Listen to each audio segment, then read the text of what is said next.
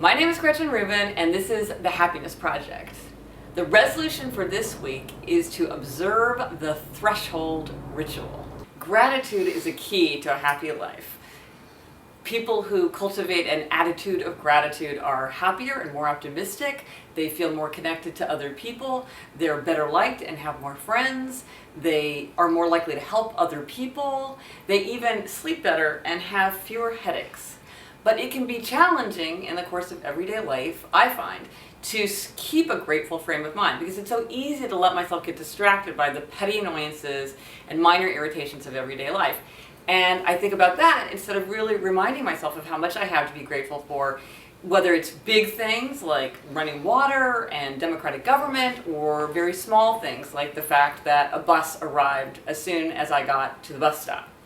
So I look for ways to discipline myself, to remind myself to stay grateful. And one of the things I do is I follow the threshold ritual.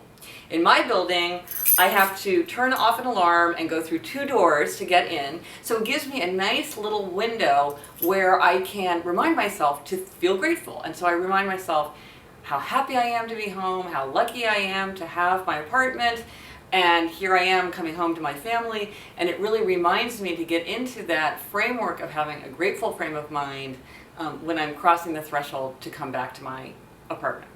So the resolution for this week is to follow the threshold ritual.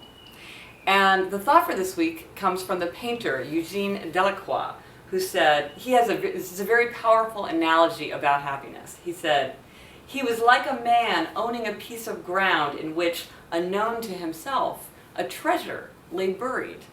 You would not call such a man rich, nor would I call happy the man who is so without realizing it."